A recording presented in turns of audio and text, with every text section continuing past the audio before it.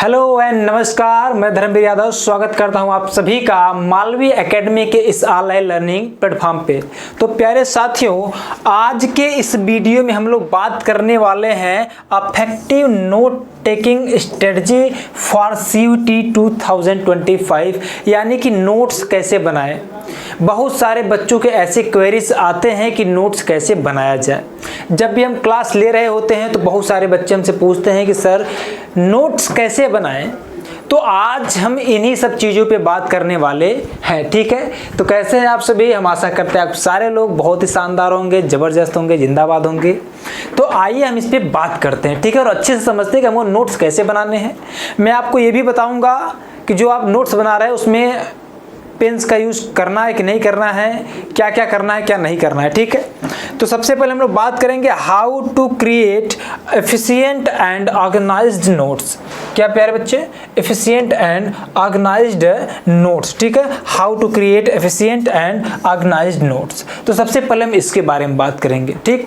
उसके बाद हम लोग बात करेंगे technique for summarising key concepts. फिर उसके बारे में बात करेंगे how to use maps, flash cards and other tools for revision, ठीक है। तो इन सारे टॉपिक पे आज के इस वीडियो में बात होने वाला है। आपके डाउट आज क्लियर हो जाएंगे। आप लोग हमेशा ये सवाल पूछते रहते हैं, तो इस पर वीडियो बना के आपको जानकारी देना मेरी जिम्मेवारी बनती है। तो आइए शुरू करते हैं, हाँ, ठीक है जी। हाँ, चलिए, तो सबसे पहले बात करेंगे व्हाट इज नोट मेकिंग।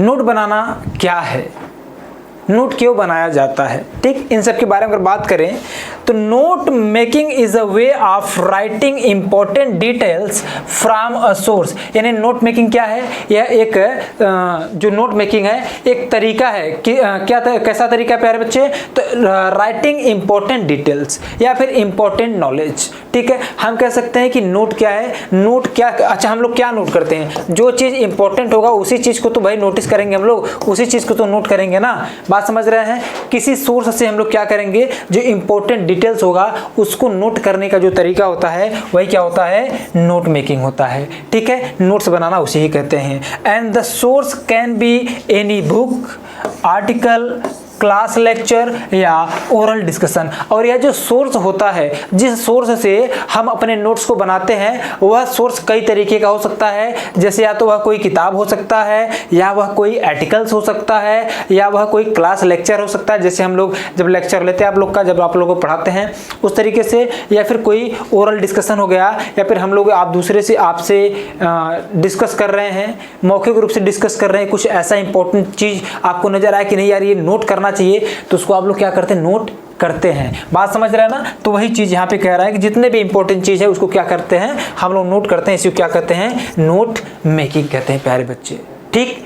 उसके बाद हम आते हैं आगे, और आगे अगर हम आपसे बात करें why note making is important, यानी कि नोट्स बनाना इंपॉर्टेंट क्यों है, महत्वपूर्ण क्यों है। नोट क्यों बनाया जाए भाई? जब हम आपको पढ़ा दे रहे हैं, हम आपको पूरा बुकलेट भी दे रहे हैं, सब कुछ हम आपको प्रोवाइड कर दे रहे हैं, तो नोट बनाना जरूरी क्यों है, इसी बात पे चर्चा करना है, ठीक है। तो नोट क्यों जरूरी है, तो अगर हम इस पर बात करें कि नोट्स क्यों जरूरी है प्यारे बच्चे, तो it helps in organising main point for future use, ठीक है, और फॉर रिवीजन पर्पज। कह रहा है कि जो नोट्स बनाया जाता है वह क्यों बनाया जाता है? क्योंकि it helps in organising main point for future use और फॉर रिवीजन पर्पज। यानी कि जो हम नोट्स बनाते हैं वो नोट्स इसलिए बनाते हैं ताकि जब हम रिवीजन करें या फिर भविष्य के लिए हमको फिर बाद में ज़रूरत पड़े भविष्य में, तो हम उस चीज़ को पढ़ सकें। और मेनली जो उसका पर्पज होता है वो क्या पर्पज होता है? रिवीजन पर्पज होता है। क्योंकि जब आप नोट बनाते हैं तो आप उसमें उन्हीं चीज़ों को शामिल करते हैं जो इंपॉर्टेंट होता है, और उन्हीं चीज़ों को शामिल करना भी चाहिए। आप सारी चीज़ों को शामिल करके क्या ही फायदा होगा, ठीक है। तो इसको यहाँ पे क्या करना है, यानी जो नोट्स होता है, नोट्स क्यों बनाया जाता है? क्योंकि ये हमको सहायता करता है रिवीजन में, ठीक है, या फिर फ्यूचर के लिए हम रख भी सकते हैं, ठीक है ना। उसके अलावा अगर हम बात करें points to remember for note making format, ठीक है, यानी कि जब हम नोट बना रहे होते हैं तो कुछ ऐसे पॉइंट्स होते हैं जिनको हमको रिमेंबर करना है, याद में रखना है, ध्यान में रखना है नोट्स बनाते समय। जैसे कि अवॉइड यूजिंग लॉन्ग सेंटेंसेस। जो लॉन्ग सेंटेंसेस होते हैं उसको आप अवॉइड करिए। जैसे मैंने कहा कि कोल्ड वार क्या है, शीत युद्ध क्या है, तो आप कह सकते हैं दो विचारधाराओं का आपसी संघर्ष। बस इतने में ही आपका शीत युद्ध समाप्त हो जाएगा। या फिर आप ये लिखेंगे कि दो विचारधाराओं के बीच का जो आपसी संघर्ष होता है उसे शीत युद्ध कहते हैं। तो जो लास्ट में उसे शीत युद्ध कहते हैं, इसको लिखने की कोई आवश्यकता नहीं है। आप केवल इतना लिख दीजिए, दो विचारधाराओं के बीच का आपसी संघर्ष। समझने वाला समझ जाएगा। ठीक है, बात समझ गए। वैसे अगर आपसे पूछा जाए कि नोट मेकिंग क्या है, या फिर ऐसे पूछा जाए कि नोट क्यों बनाया जाता है, ठीक, तो आप एक लाइन में उत्तर कर दीजिएगा, रिवीजन पर्पस के लिए, बात खत्म। या फिर आप ये लिखेंगे कि नोट बनाते हैं ताकि हम देख सके, पढ़ सके, भविष्य में ये करेंगे वो करेंगे, फलाना ढेमकाना, दुनिया भर लिख दिए, क्या मतलब मिला। आप केवल इतना भी लिख सकते हैं कि रिवीजन पर्पज। समझ में आ जाएगा कि नोट हम क्यों बना रहे हैं। बात समझ रहे हैं। तो हमको क्या करना है, बड़े सेंटेंस या फिर लॉन्ग सेंटेंसेस को लिखने से बचना है, लॉन्ग सेंटेंसेस नहीं लिखना है। ठीक, वहीं अगर दूसरे टॉपिक की बात करें तो ignore information which is less important. कुछ ऐसे पॉइंट्स होते हैं जो कि बहुत ज़्यादा इंपॉर्टेंट नहीं होते, या फिर कहें कि इंपॉर्टेंट ही नहीं होते, लेकिन आपके चैप्टर में रहते हैं, तो हमें उनको क्या करना है, इग्नोर कर देना, उसको नहीं लिखना है नोट में। बात समझ गए। वहीं अगर हम बात करें आगे तो बी ब्रीफ, यानी काफ़ी संक्षिप्त नोट बनाइए, और वह जो नोट होना चाहिए क्लियर होना चाहिए और स्पेसिफिक होना चाहिए।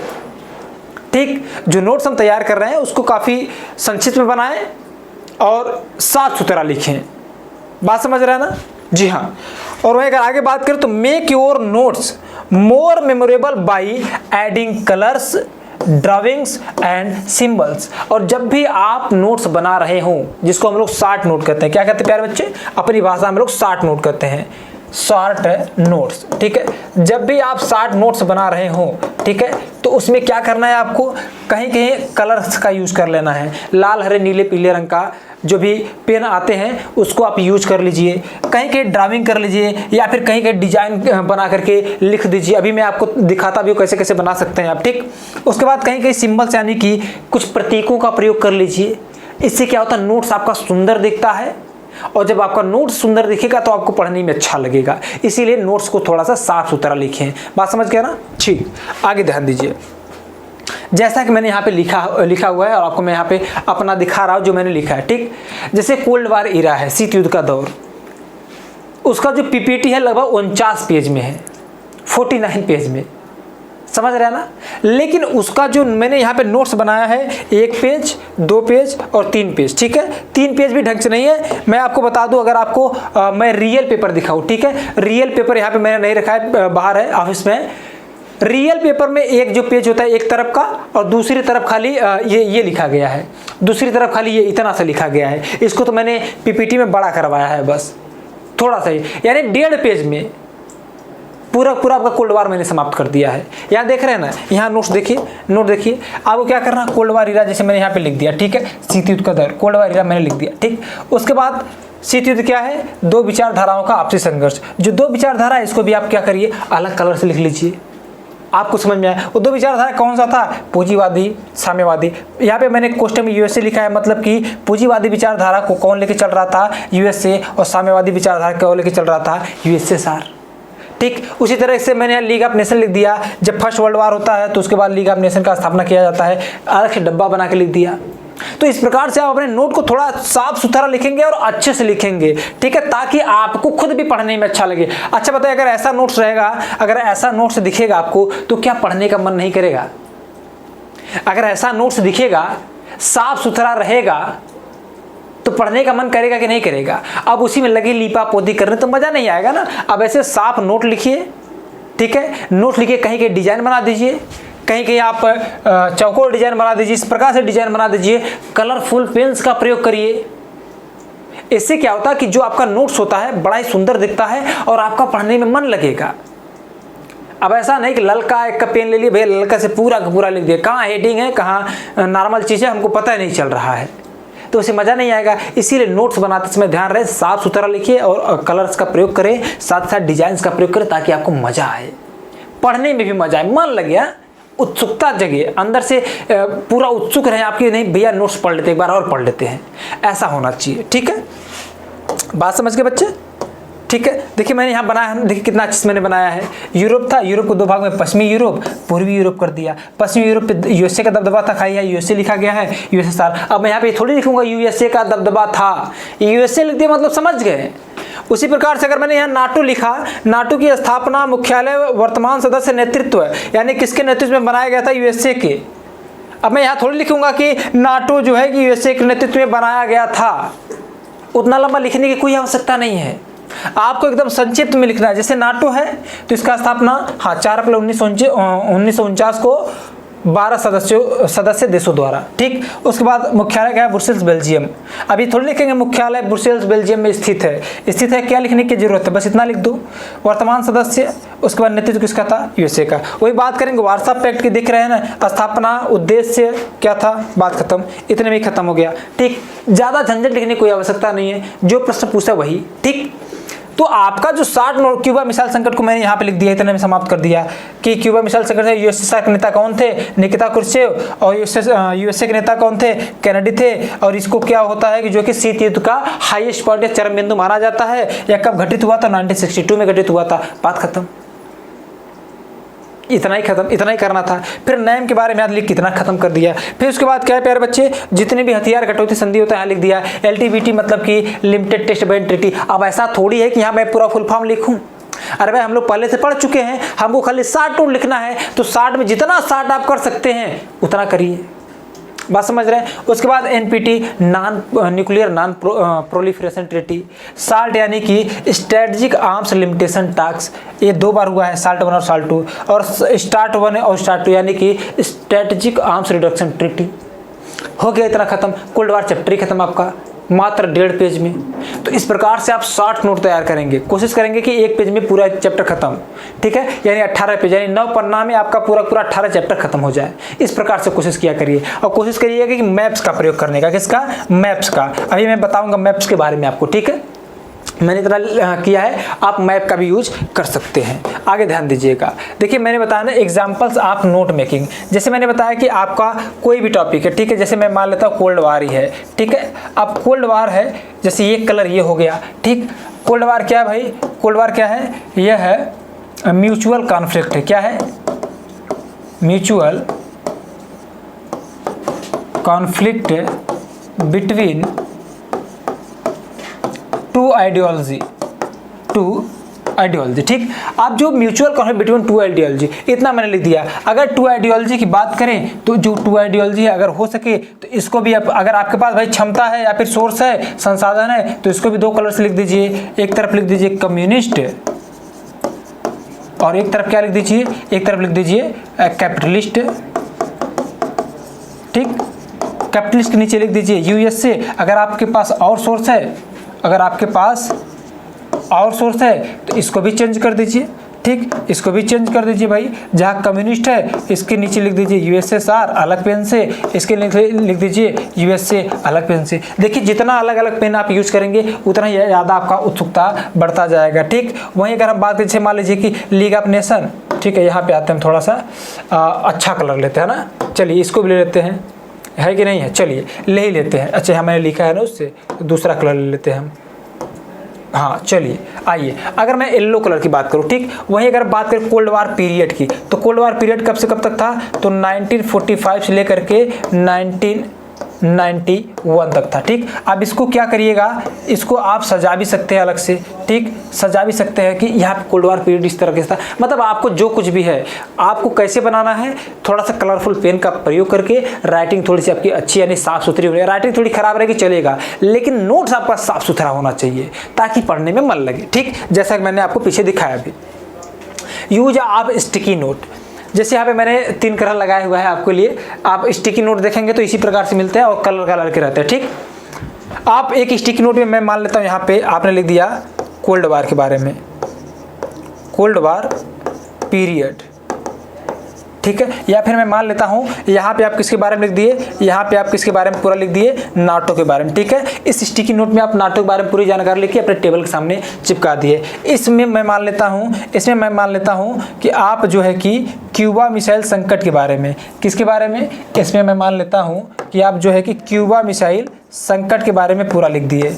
क्यूबा मिसाइल संकट, ठीक है, इसके बारे में लिख दिए भैया। कब हुआ था? 1962 में हुआ था, ठीक है। उस समय यूएसए के नेता कौन थे? तो यूएसए के नेता थे जॉन एफ कैनेडी, ठीक। उस समय अगर बात करेंगे यूएसएसआर के नेता कौन थे? यूएसएसआर के नेता थे निकिता क्रुश्चेव, ठीक है, निकिता क्रुश्चेव। क्यूबा मिसाइल संकट, क्यूबा कहाँ है? तो क्यूबा कहाँ है प्यारे बच्चे? क्यूबा अटलांटिक महासागर में है, ठीक है। तो ये सारी चीज़ों को आप लिख सकते हैं। नाटो में आप ये लिख सकते हैं भैया कि जो नाटो है इसका स्थापना कब हुआ था? 4 अप्रैल 1949 हुआ था। यहाँ 12 लिख दीजिए, मतलब 12 सदस्य देशों द्वारा हुआ था, ठीक है। इसका अगर आप लिखना चाहें कि इसका मुख्यालय कहाँ है? ब्रुसेल्स में है, ठीक है। इस प्रकार से नाटो के बारे में जानकारियाँ आप लिख सकते हो। वर्तमान में कितने मेंबर हैं? 32 मेंबर। यानी स्टिकी नोट का प्रयोग करके लिखने के बाद अपने सामने चिपका सकते हैं। और जैसे मैं यहाँ पे मान लूँ, यहाँ पे मैं मान लेता हूँ कि आप यहाँ पे क्या लिख दे रहे हैं, मान लेते हैं वारसा संधि के बारे में आप यहाँ पे लिख दिए, ठीक है, कि वारसा संधि क्या है। या फिर मैं मान लेता हूँ कि जितनी भी ट्रीटीज हुई हैं, ठीक है, ट्रीटीज यानी कि संधियाँ, जितने भी यूएसए और यूएसएसआर के बीच में क्या हुई हैं? ट्रीटीज हुई हैं यानी संधियाँ हुई, उसके बारे में, जैसे कि LTBT, उसके बाद NPT, उसके बाद SALT 1, फिर SALT 2, फिर उसके बाद START 1 START 2, ठीक है। LTBT कब हुआ? 1963। NPT कब हुआ? 1968। SALT 1 कब हुआ? 1972। SALT 2 कब हुआ? 1979। तो इस प्रकार से स्टिकी नोट आप बना लीजिए, ठीक है। बना करके अपने सामने चिपका सकते हैं। इंपॉर्टेंट जो टॉपिक को चिपका सकते हैं, 1-2 बार देखेंगे आपको वैसे भी तैयार हो जाएगा। बात समझ रहे हैं? तो आपको इस प्रकार से स्टिकी नोट्स का भी प्रयोग करने हैं। बात समझ गया ना? Very good. आगे बात करते हैं इंपॉर्टेंट इवेंट्स ऑफ चलिए, इसकी कोई आवश्यकता नहीं है आपको, ठीक है। आगे ध्यान दीजिए, यूज़ ऑफ मैप्स, किसका प्यारे बच्चे? यूज़ ऑफ मैप्स की अगर हम बात करें, मैंने बताया कि अगर आप यूज कर सकते हैं तो मैप्स का भी प्रयोग करिए, ठीक है। जैसे कोल्ड वार है, ठीक, जब कोल्ड वार है, अगर आपको मैं आपसे पूछूं कि ये जो कोल्ड वार हुआ है प्यारे, ठीक है, ये जो कोल्ड वार हुआ है किन 2 देशों के बीच हुआ है? कोल्ड वार किन 2 देशों के बीच हुआ है? तो आप कहोगे कि जो कोल्ड वार हुआ है ना, यह यूएसए और साथ ही साथ किसके बीच में? यूएसएसआर के बीच में हुआ था, ठीक है। अब अगर मैं पूछूं भैया मैप में जानते हो कहाँ यूएसए और यूएसएसआर, तब थोड़ा सा कन्फ्यूजन होगा। तो अगर आप मैप लगा के उसके बाद देखते हैं कि अरे भैया यूएसए तो यहाँ पे है, ठीक है, अरे यूएसएसआर तो यहाँ पे है। जब आप मैप में देखेंगे कि कहाँ पे यूएसए है, कहाँ पे रूस है, कहाँ पे कौन सा देश है, तो इससे आपके कॉन्सेप्ट्स और ज़्यादा क्लियर हो जाते हैं। बात समझ रहे हैं ना? तो इस प्रकार से आप क्या कर सकते हैं? बहुत ही बेहतरीन नोट्स बना सकते हैं जो आपको देखने में भी अच्छा लगेगा, पढ़ने में भी अच्छा लगेगा और रिविजन करने में तो मज़ा ही आ जाएगा, ठीक है। तो ये वीडियो कैसा रहा? इस वीडियो के बारे में अपना जो विचार है मुझे कमेंट बॉक्स में डिस्क्राइब कीजिएगा और पहली बार आए चैनल पर तो चैनल को सब्सक्राइब कीजिएगा। बाकी मिलते हैं आपसे किसी ऐसे ही किसी दूसरे वीडियो में, तब तक के लिए लेते हैं आपसे विदा। धन्यवाद।